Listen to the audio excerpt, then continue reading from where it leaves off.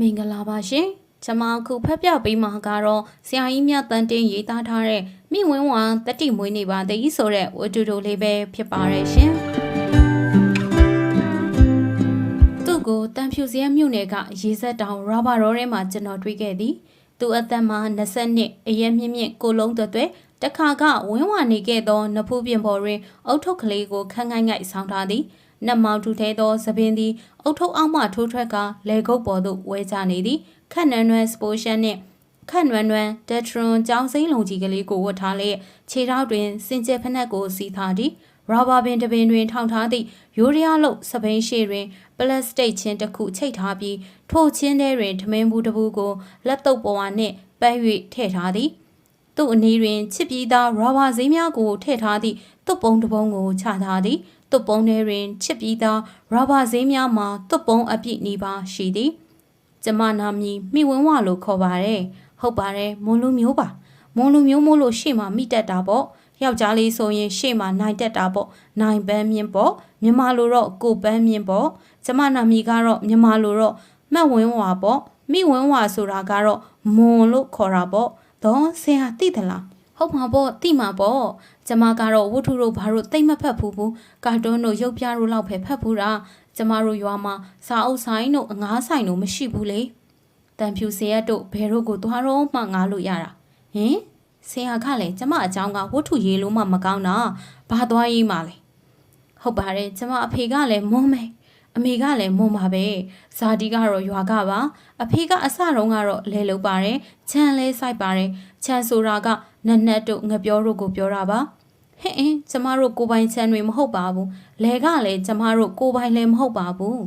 အငါလောက်တာပါတီးစားလောက်တာပေါ့အဖေအလောက်ကမမရှိပါဘူးဒီနှစ်လဲလုပ်ပေမဲ့နောက်နှစ်မှာခြံသမားဖြစ်ချင်ဖြစ်နေတတ်ပါတယ်တခါတလေလဲပင်လေတို့ဘယ်တို့ကိုသွားပြီးစားချက်ပါတယ်ဒါပေမဲ့အမေကတော့တိတ်မလုံနိုင်ပါဘူးကလေးတွေကများတယ်မဟုတ်လားများဆိုကလေးက9ယောက်တောင်ရှိတယ်ဒီအထဲမှာကျမကအကြီးဆုံးဒီတော့ကလေးထင်ရတာနဲ့ထမင်းချက်ရတာနဲ့ပဲအချိန်ကုန်တာပါပဲဒီတော့အိမ်မှာအလှုပ်လှုပ်သူဆိုလို့အဖေတယောက်တည်းရှိတာပေါ့ဟိုတုန်းကတော့အဖေတယောက်တည်းလှုပ်စာနဲ့စားလောက်ပါတယ်အဲ့ဒီတော့ကကုံစင်းနှုံးတွေကလည်းဒီလောက်မကြီးသေးဘူးလေပြီးတော့ကျမတို့ကလည်းငယ်သေးတယ်မဟုတ်လားစားတော့လည်းနည်းနည်းပဲကုန်တယ်အဝတ်စားကလည်းကလေးဆိုတော့ဒီလိုပဲဖြစ်တယ်လို့ဝတ်စားနေလိုက်တာပေါ့မောင်လေးတွေကအဖေစွတ်ကျဲအင်ဂျီတို့ဘာလို့ဝတ်တယ်ကျမတို့မိန်းကလေးတွေကလည်းဘာလို့တလဲကလေးဆိုတော့ဖြစ်တယ်လို့ပဲဝတ်နေလိုက်ကြတာပေါ့အဲ့ဒီတော့ကကျမကရွာမှာအလေတန်းကျောင်းမှာကျောင်းနေပါတယ်၈တန်းအထိစာသင်ခဲ့ပူပါတယ်နောက်တော့ကျမကျောင်းမနေတော့ပါဘူးကျမက၈တန်းမှာနှခါကြတာကိုဆရာရဲ့ဒီတော့ကျောင်းကထွက်လာရတာပေါ့စာမဝဲကြတာကလည်းတိတ်တော့မဆန်းပါဘူးကျမသူများလူကျောင်းမမှန်တက်ချိန်ရရင်ဖြေနိုင်ပါတယ်ခုတော့ကျောင်းမမှန်မတက်ရဘူးစာအုပ်တို့ဘာလို့ကလည်းစုံစုံလင်းလင်းမရှိဘူးလေကျမ9တန်းရောက်တဲ့နှစ်မှာအဖေဆုံးသွားတယ်လေအေးလေဆုံးသွားတယ်လို့ပဲပြောရမှာပေါ့လေအော်ကျမစကားကိုဆရာနားရှုပ်သွားတယ်ထင်တယ်ဆုံးသွားတာလားဘာလားတော့မသိဘူးအဖေကတော့အိမ်ကိုဒီနေ့ထိပြန်မလာတော့ဘူးလေအဲ့ဒါကျမ14နှစ်သမီးလောက်ခရေကဆိုတော့ခုဆို10နှစ်9နှစ်ရှိသွားပေါ့အဖေပျောက်ဆုံးသွားတာကဒီလိုလေအရင်တုန်းကကျမအဖေဟာတိတ်ရိုးတဲ့လယ်သမားဒဏီကြီးတို့အရက်တို့တောင်မတောက်တတ်ဘူးပဇောင်ထဲမှာဆေးရွက်ကြီးကလေးငုံပြီးအလုတ်ကိုပဲတနေကုန်လုံနေတာလဲလုတ်ချိန်ဆိုရင်လဲလဲလုတ်တယ်လဲနားချိန်ဆိုရင်လဲစားချက်တယ်ညဆိုရင်လဲအိမ်မှာအားနေတာမဟုတ်ဘူးဓမောက်ကလေးတစ်ချောင်းနဲ့နီးတွေဖျားပြီးဘန်းတို့စကောတို့တောင်းတို့ရက်တယ်နောက်တော့ကျမကလည်းကြီးလာကလေးတွေကလည်းတယောက်ပြီးတယောက်မွေးလာတော့အဖေလှုပ်စာကလေးနဲ့မစားတော့တော့ဘူးဒီတဲ့အဖေအလှုပ်ရှာတယ်အခြားအလှုပ်ကိုထွက်လှုပ်တယ်အခြားအလှုပ်ဆိုတာစမကိုပြောတာစမဆိုတာဆရာသိတယ်နော်ဂယ်ရီယာလို့လည်းခေါ်တယ်ပစ္စည်းတဲ့သူပေါ့ဆရာရဲ့မောင်ကိုကုန်းတယ်ပေါ့အစတုန်းကတော့မြမဆဆမဟုတ်ပါဘူးရေးတို့လမိုင်းတို့ဘက်ကပစ္စည်းကလေးတွေနည်းနည်းပါးပါးတဲ့တာ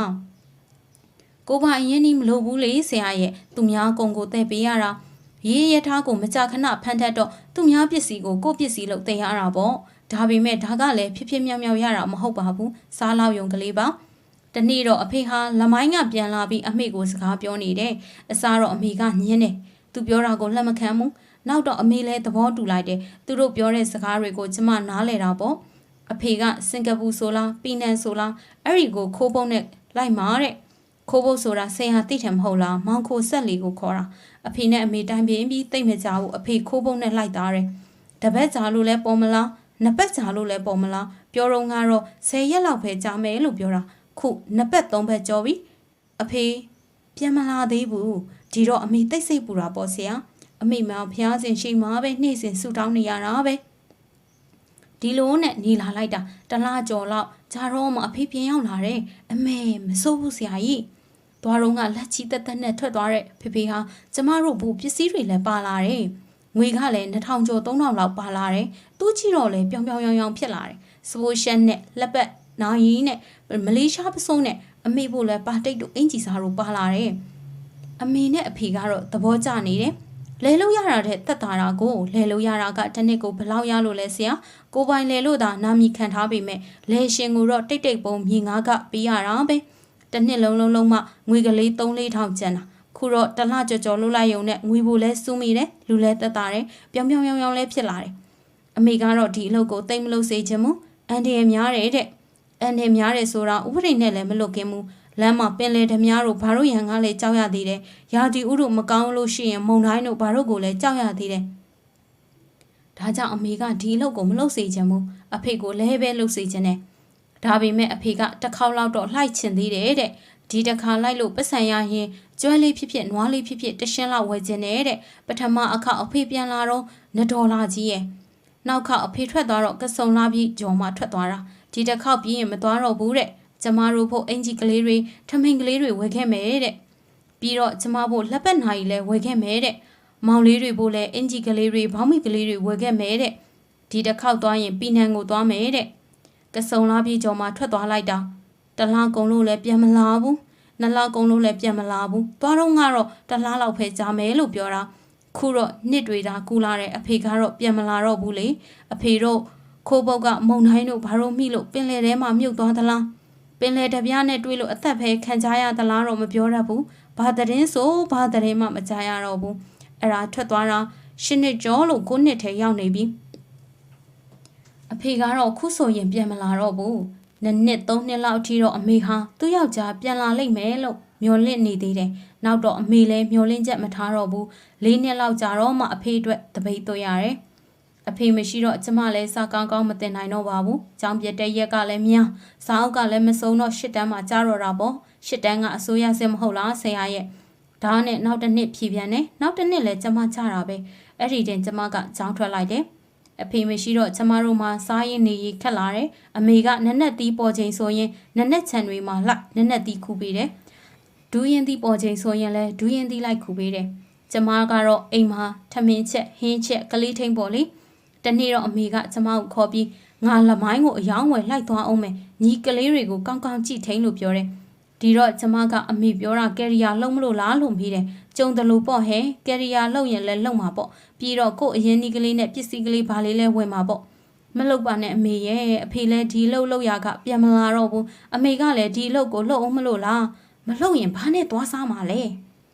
လောကကြီးမှာဒီအလုပ်ပဲရှိသလားအမေရဲ့ကောင်းရောင်ကောင်းဝယ်အလုပ်တွေမရှိတော့ဘူးလားအဖေခိုးပုံးနဲ့လှိုက်တုံးကအမေတောင်ဒီအလုပ်ကိုမလုပ်ပါနဲ့လို့ပြောခဲ့သေးတယ်ခုအမေကပါဒီအလုပ်ကိုလှုပ်အောင်မလို့လားလို့ကျမကအမေတယ်အမေဟာကျမစကားကြောင့်တွေ့သွားတယ်ဟုတ်တယ်လေပထမတစ်ခေါက်သွားတော့ကလည်းအမေတားခဲ့တယ်နောက်တစ်ခေါက်ပီနန်ကိုသွားမယ်လို့တော့လည်းအမေတားခဲ့တယ်အေးညီမသိပါဘူးငါလည်းတစ်ခါတုန်းကတော့ဒီလိုပဲထင်ခဲ့တာဒါပေမဲ့ထမင်းအိုးမမှန်တဲနေအောင်ကိုယ်တိုင်ရှာလာတဲ့အခါကျတော့ငွေရင်းကတိတ်နေတယ်အမေမလှုပ်လို့မဖြစ်ဘူးညီကလည်းမလောက်လေးမလောက်စားအရွယ်ဘာမှလှုပ်တက်ကင်တက်သေးတာမဟုတ်ဘူး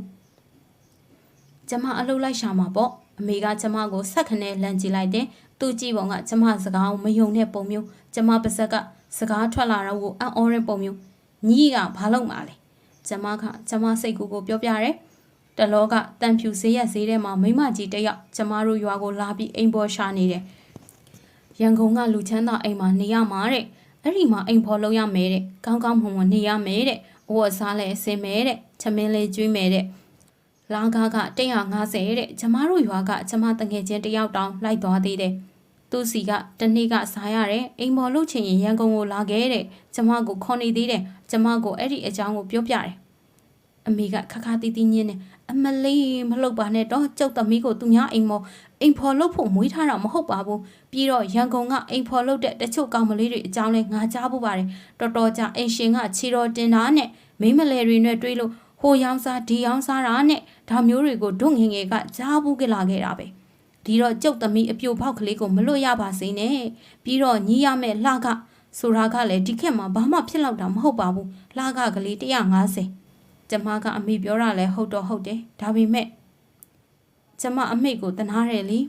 အမေဟာဘယ်ကုန်းမှလည်းရောက်ဖူးတာမဟုတ်ဘူးမော်လမြိုင်ကိုတောင်တစ်ခေါက်သာရောက်ဖူးတယ်ပြီးတော့အမေကိုလည်းကျမစိတ်မချဘူးအမေဟာအဲ့ဒီတော့ငါမှ35နှစ်ကြောပဲရှိသေးတယ်အရွယ်ကလည်းအရွယ်ကောင်းရုပ်ကလည်းတင်းတယ်ကိုလုံးကိုပေါက်လည်းတင်းတယ်ခုထိကျမနဲ့ရှင်သွားရင်ညီအမလို့တောင်အောက်မိရတယ်အမေကိုဒီတော့ကျမစိုးရင်ဟာကိုဖွင့်ပြောတယ်ဒီတော့ရေရဲမောမောနဲ့ခေါင်းကိုခောက်လိုက်ပြီးကောင်မငါမှာဘာများလဲလို့ဒီအတွက်တော့မစိုးရင်ပါနဲ့စိုးရင်ချင်းစိုးရင်ညီအတွက်သာစိုးရင်ရမှာလို့ပြောတယ်ဒါနဲ့အမေလက်မိုင်းကိုသွားပြစ်တယ်ဆိုပါတော့ဟန်ကြပါတယ်အမေထင်တဲ့အတိုင်းမျိုးမျိုးမြတ်မြတ်ကလေးတွေရပါတယ်တစ်ခေါက်ပြန်လာလိုက်ဘတ်ကျိုးတကုံးဝဲလိုက်နောက်တစ်ခေါက်ပြန်လာလိုက်ကျိုးကလေးတကုံးလောက်ဝဲဆူလိုက်နဲ့ကျမတို့မှာရွှေတွဲလဲငွေတွဲလဲဖြစ်လာကြတယ်ဒါပေမဲ့ကျမစိတ်ထဲမှာတော့တမျိုးကြီးပဲရင်ထဲမှာလေးနေတယ်မင်းကလေးပဲဆရာရဲ့ဝတ်ချင်စားချင်တာတော့ဟုတ်တာပေါ့ဒါပေမဲ့ကျမစိတ်ထဲမှာအမေကိုစိတ်မချဘူးအဖမ်းများခံရမလားတွေးပူနေတယ်ကျမထင်တဲ့အတိုင်းပဲ4-5ခေါက်လောက်ရှိတော့အမေမူပြက်လာတယ်အရင်တုန်းကအမေနဲ့မတူတော့ဘူးအလားပြင်လာတယ်ခစ်ဆန်လာတယ်တခါကလဲသမားရဲ့မိန်းမလို့ပြောရင်ယုံချင်မှတောင်းယုံကြမယ်ပါထိတ်ဆိုရင်ခါကမချဘူးစီကရက်လည်းတောက်လာတယ်အရင်တုန်းကကွန်တီဘက်ဆေးလိတ်ကိုတောင်းမတောက်တတ်တဲ့အမေဟာစီကရက်တွေနဲ့ဆိုတော့ကျမစိတ်ထဲမှာတမျိုးကြီးပဲပတ်စံကလည်းတိတ်သုံးတာပဲဘာမှအနှမျောမရှိဘူးသူပြန်လာတဲ့နေ့ဆိုရင်အိမ်မှာဟင်းမချက်ရဘူးဟိုကပါလာတဲ့အသင့်လှုပ်ပြီးသားခောက်ဆွဲတုပ်တို့ဘာတို့ကိုစားမဝသေးရင်ရွာထိပ်ကတရုတ်ဆိုင်ကဘဲကင်တို့ဝက်သားကင်တို့ဘာတို့ဝယ်လိုက်သေးတယ်ကလေးတွေကတော့ဝဝလင်းလင်းစားရတောက်ရလို့ပြောကြတာပေါ့ဒါပေမဲ့ကျမမပြောနိုင်ဘူးဆရာအမေအပေါ်မှာတန်တရားဝင်နေတယ်အမေဟာလမိုင်းကိုသွားရင်လည်းတစ်ခါတလေမှတန်ဖြူစင်ရကိုကိစ္စရှိလို့သွားအောင်မယ်ဆိုပြီးပျောက်ပျောက်သွားတတ်တယ်ကျမကမတင်ကားတဲ့မျက်လုံးနဲ့ကြည့်ရင်အမေကကိစ္စရှိလို့သွားတာဟိတ်အလီလိုက်သွားတာမဟုတ်ဘူးလို့ပြောတတ်တယ်ကျမကတော့ဘာမှမပြောပါဘူး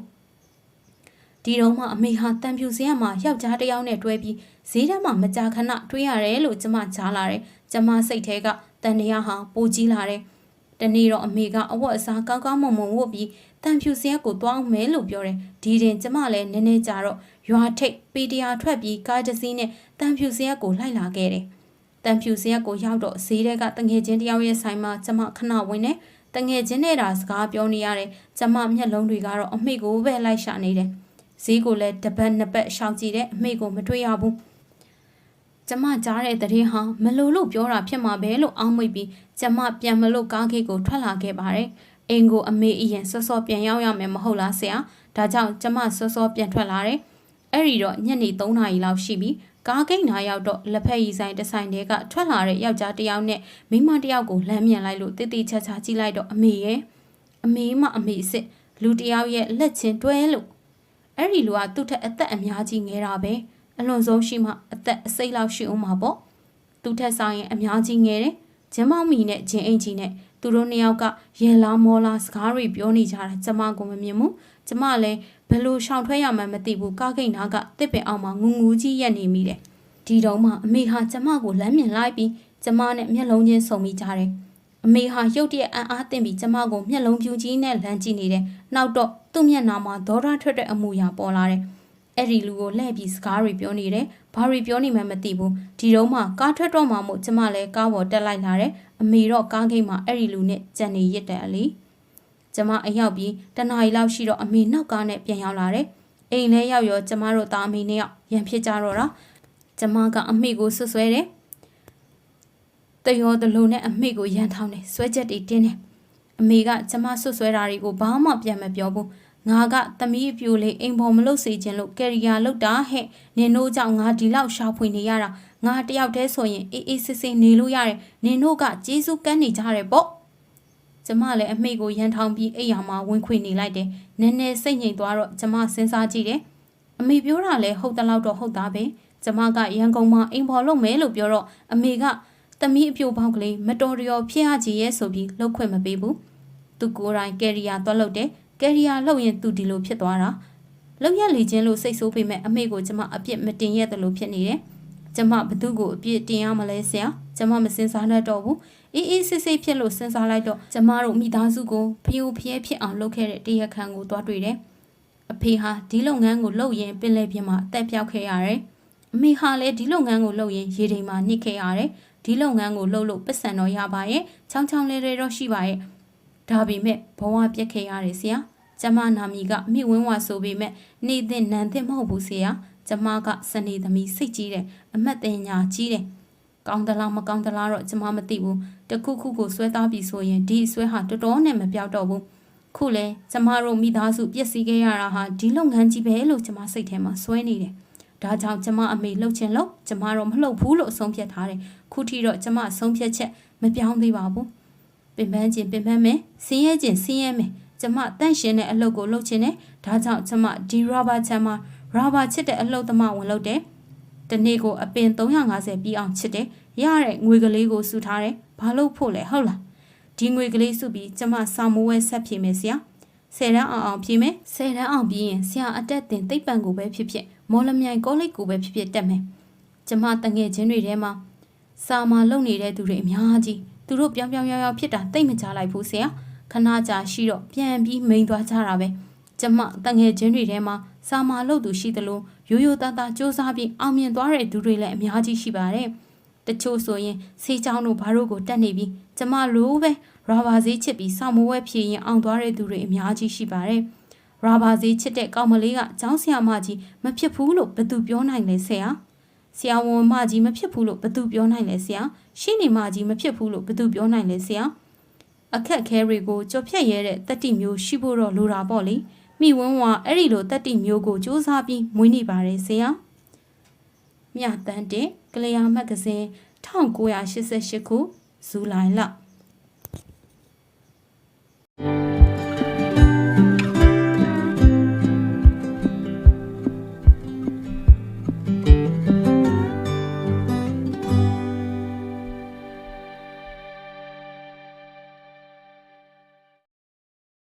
ကျမဖတ်ပြပေးတဲ့မိဝင်းဝါတတိမွေးနေသည်ဆိုတဲ့ဝတ္ထုတို့လေးကတော့ဤတင်ပဲပြီးဆုံးလို့သွားပါပြီရှင်။နောက်များလဲဝတ္ထုတို့ကောင်းလေးများကိုဖတ်ပြပေးဦးမှာမို့ like and subscribe လုပ်သွားပေးကြဖို့တောင်းဆိုပါရစေရှင်။ကျေးဇူးတင်ပါတယ်ရှင်။